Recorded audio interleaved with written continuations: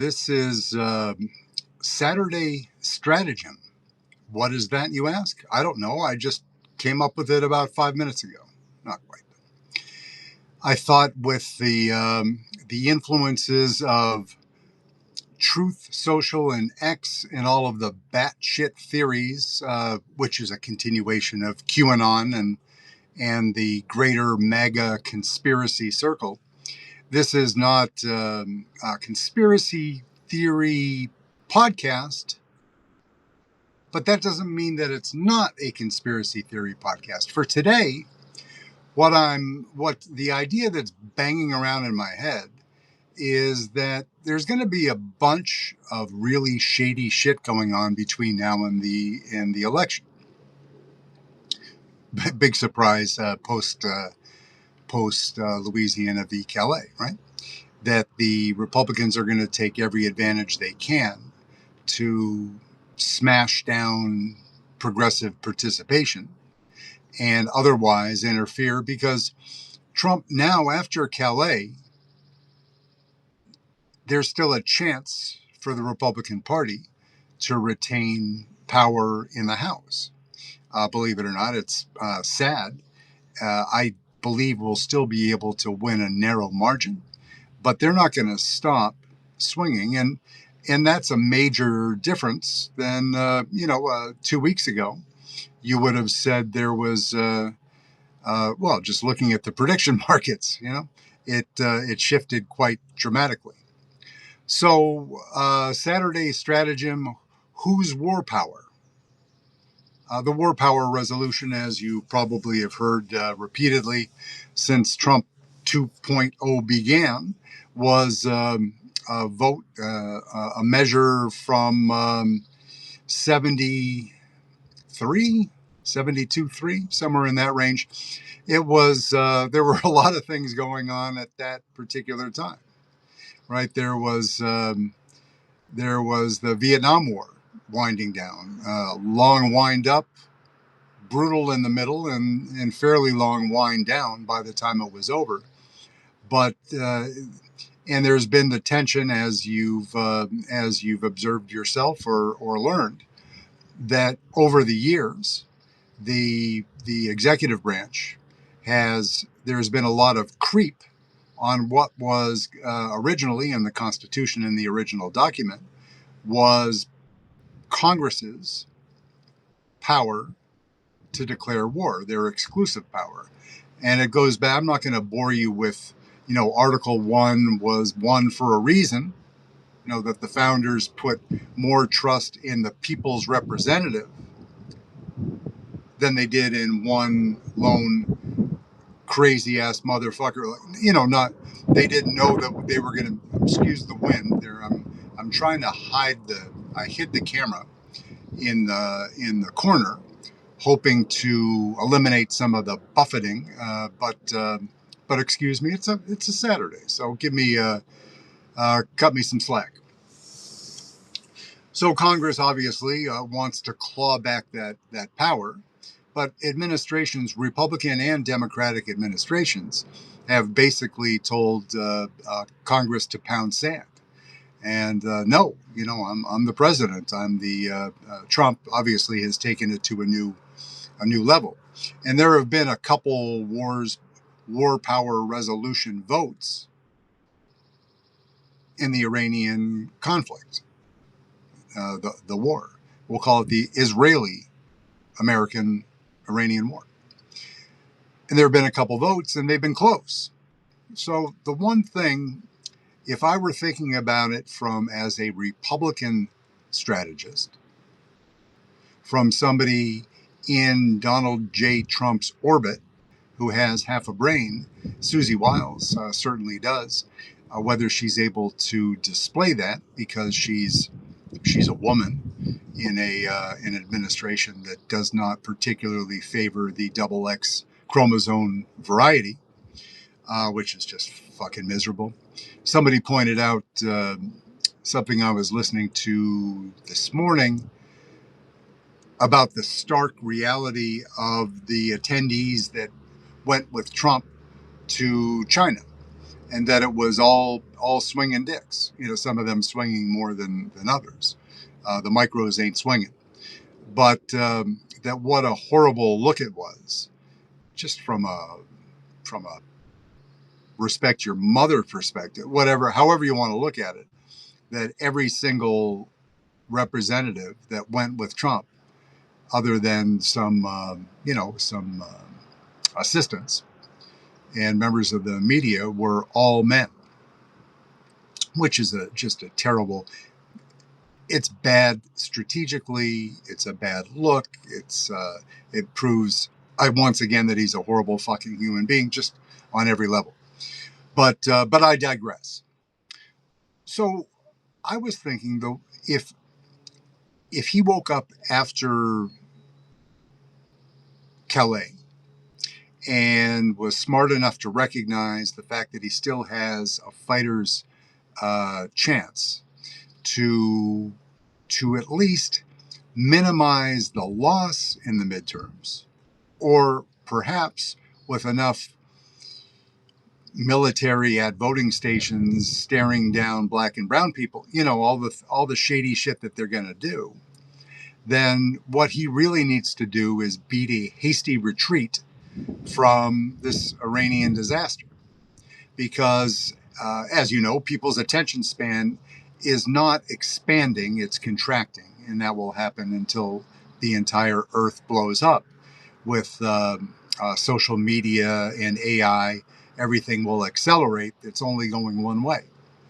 So whatever happened, today, yesterday, and in February 14th, it was around Valentine's Day, when just grabbing for the camera because it's really blowing and I don't want it to.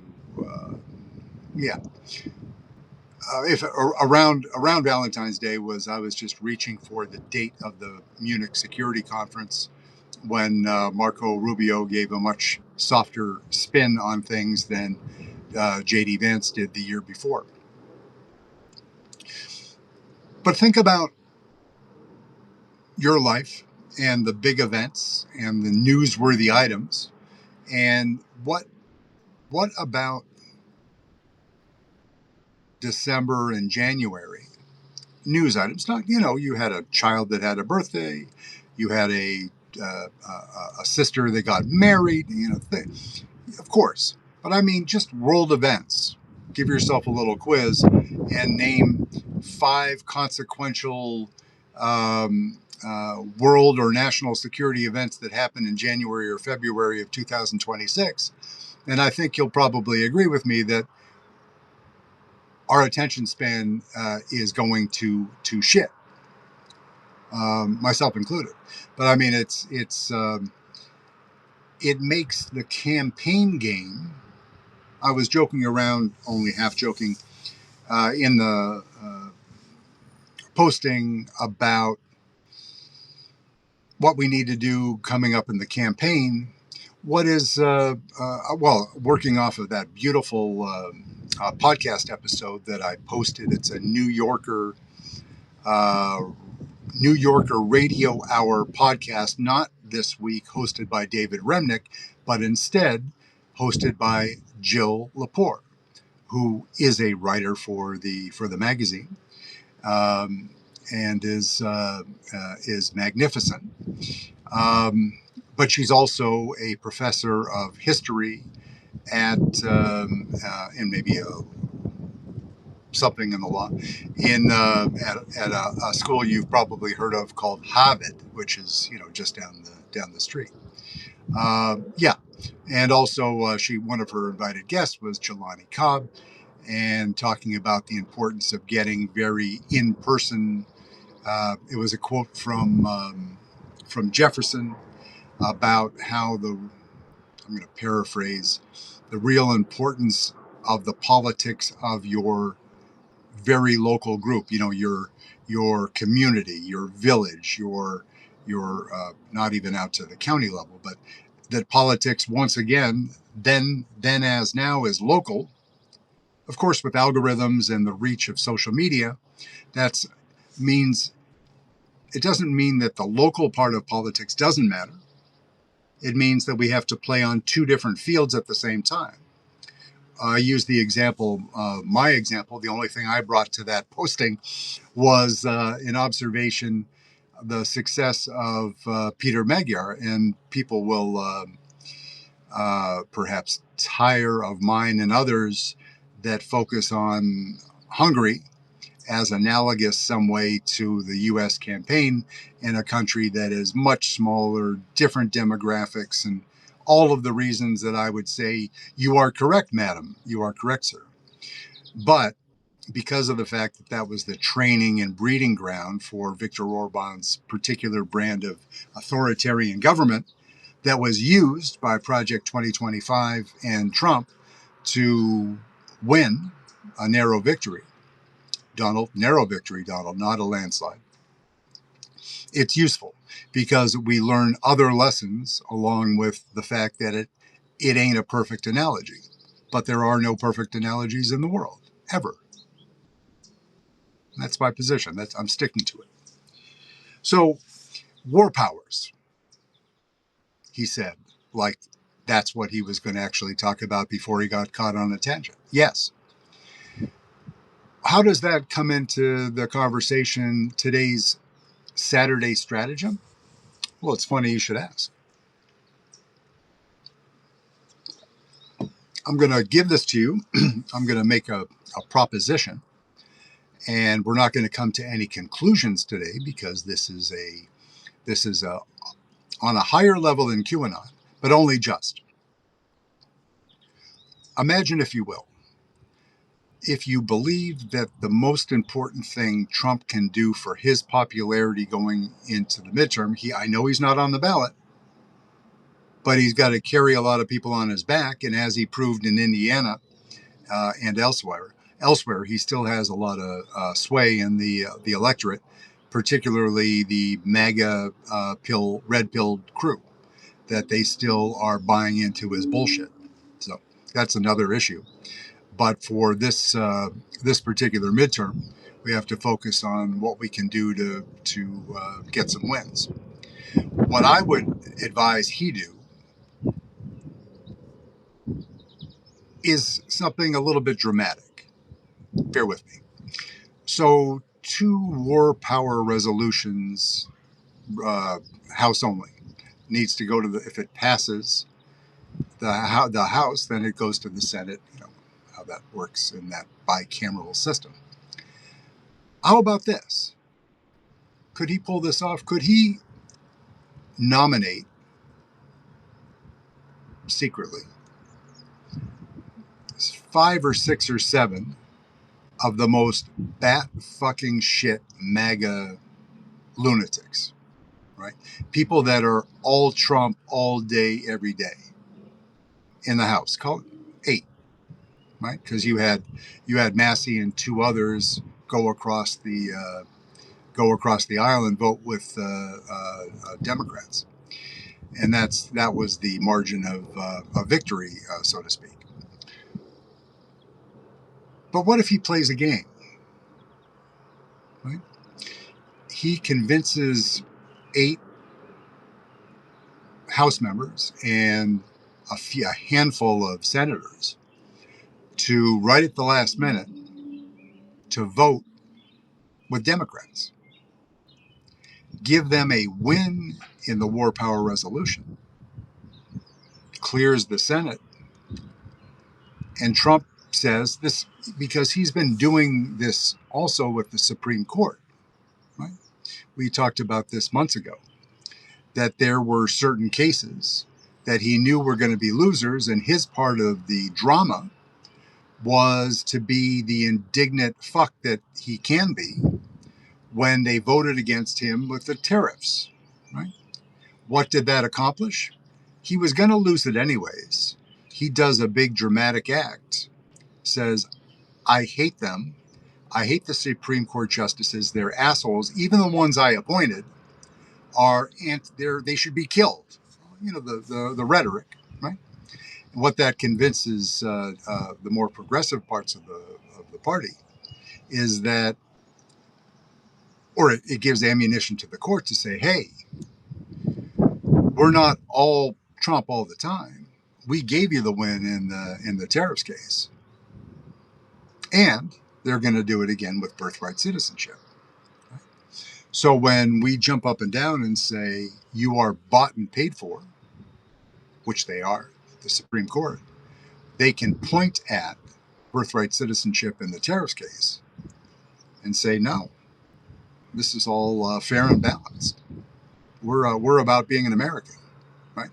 Which is bullshit. But at least it's beautiful window dressing. It ain't going to convince us. But for the huddled masses, the middle of the road, the independent voter, the late inning Trump MAGA skeptic, to draw them back into the fold for the midterm elections to hold power, yeah, it might work, right? So the war power resolution, he plays his little game, and he makes a deal. He could give them all $1 million.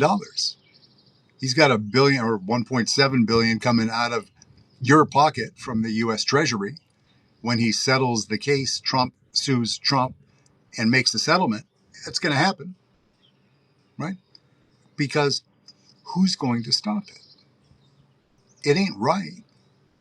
It shouldn't be legal. Somebody should do something, but there's no mechanism. That comes later, unfortunately. It's the horses have long broken out of the proverbial barn, or whatever that silly fucking saying is. Yeah, it's he's going to get some amount of money. What it ends up being, he backed off of his whatever the initial ridiculous sum is, and he's going to take a lesser sum. Todd Blanche is going to bless it. Your boy, the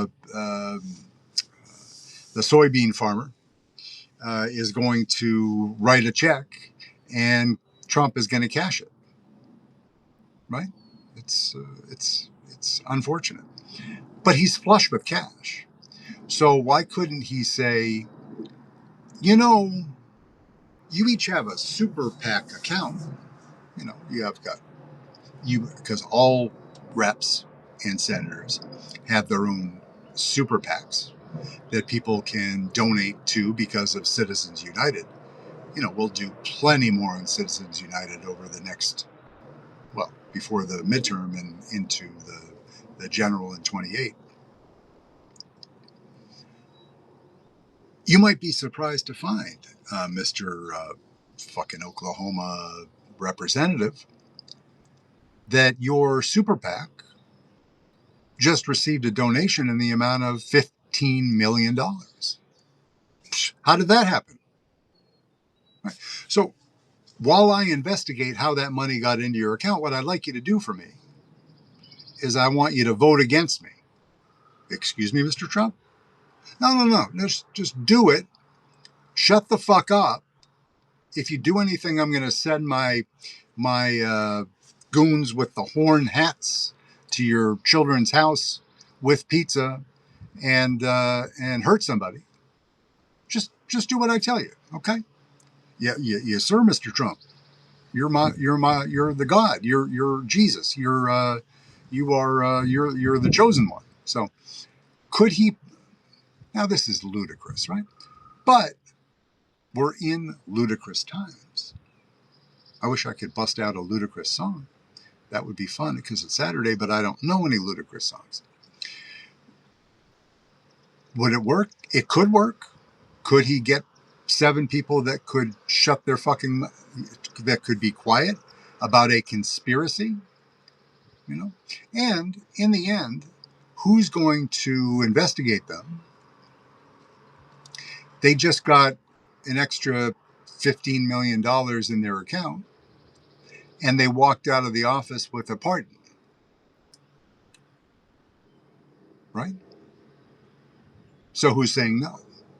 You are. I am. We would hope we would. Our better natures say that's the right thing to do. But think about the temptation and the legitimate fear these people have. Trump has them by the short hairs, right? Or by a more sensitive part of the anatomy, if they have enough to hold on to. Why not?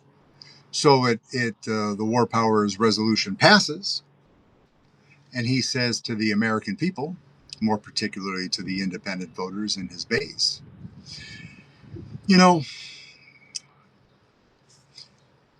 we achieved all the goals already. Forget about the dust. We did everything I said we were going to do, and now we've got to pull out because I heard you. You're my people. You're my voters. You're loyal to me, so I want to be loyal to you as DJT. I've heard you. You don't want never what are they? Forever wars. This was important. This had nothing to do with Bibi Netanyahu, but we're out now. We're done. All the kids are coming home. The ships have already turned around, and we're coming back. Straits of Hormuz, they'll sort themselves out. We'll let Europe figure that out, and we're going back. I'm going back to the business of cheap eggs and cheap gas. That's what I'm all about. I'm here for you. I'm your candidate. I'm Donald J. Trump. Right? So we all know what happened. But guess what? It is it is just tipped past the middle point of the month of May. We've got World Cup coming. We've got summer. People are off school. They're, doing their lives, doing their thing. They're going to forget that it ever happened. If you were a Gold Star mother and you lost a child who was working in that trailer park in unreinforced mobile home in Kuwait with those beautiful young kids that got killed by the missile, you're not going to forget. But the vast majority of Americans are going to forget. That's what they do. It's what we do. In 2026, we forget. We forget, people joke about, people are like, hey, do you remember? I was like, yeah, no, I don't remember what I had for lunch yesterday, right? That's the human condition. So if he bails now, he can blame it on the Democrats. Well, you saw the war power, the vote's right there. So that's the people's vote. I'm disappointed because I wanted to go through and eliminate every missile that ever existed and didn't exist in the Persian Empire. But you're my voters. You're my people. You're my heart. I love you. I'm Donald J. Trump. Thank you for your vote. And then he takes that energy, tries to survive without a major terrorist event through the World Cup. That's going to be a trick. And gets to the finish line, overperforms in the midterms, and loses only by, say, they lose the House by a vote. They're a lot better than minus 24 or whatever they were going to be about 2 months ago. So that's my Saturday stratagem. I'd like you to poke holes in it. I want you to say it doesn't work that way, or the American people aren't that stupid. The MAGA voters aren't dumb enough to fall for your evil scheme, because they're brilliant. So, come at me. Appreciate it. And because it's really bright out now, I'm going to probably, what I'm going to do, because there's no way I can turn this camera off in the bright sunlight. I hope I didn't account for the fact that it might be messing with the camera. Yeah, but I'll find out later, which means I'll be doing 2 podcasts, or maybe I'll take the day off. Maybe I'll give myself a day off. Anyway, it's been a pleasure. Appreciate each and every one of you. The subscriber numbers, overnight have been going up, but in general, I'm very grateful. for that. Please do your best to tell 2 friends. Share. If this one sucked and you didn't like it, then share a different one with somebody else, and that's in your life that is kind of news present. And some people, they've tuned out. They're like, I can't handle any more of this Massengill Mussolini guy. I don't want to hear his name ever again. So I can't promise you that here, because we're going to be taking shots as long as it takes, and then moving on to the next one. That's what we're doing. But it's completely understandable that it's stressful, more stressful on some than others. But for those of you that hung in, please subscribe, restack, like, comment, whatever you like to do, and share it on a different platform. If you're on the F book, then do it there. You're on the IG, as the old man said. You're on X. You're on Blue Sky. I need to put more effort into Blue Sky, because that's where our people are hiding. Not hiding, but dwelling. So what I'm going to do then is I'm going to stand up with the camera, give you a little, so it's not like I'm really effing up. I'm doing it so I can find the off button in the shade. In the shade. So I'm going to pick up the camera, give you a pan of a beautiful Saturday early afternoon in my now green neighborhood, with trees out, and the blossoms blooming, the birds chirping, and Donald Trump still robbing us fucking blind every single day, every day. But there'll be more on all those things in the feed tonight.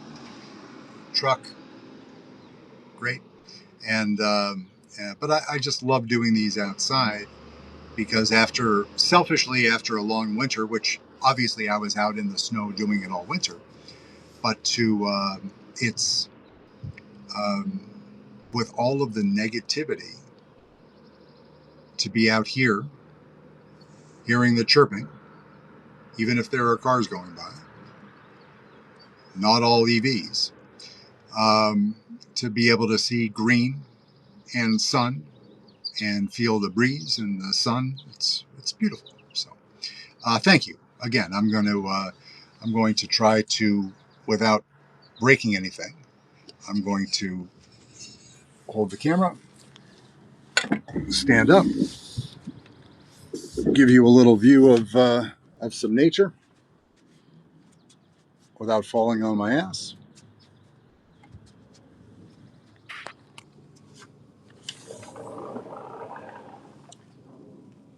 And have a good day.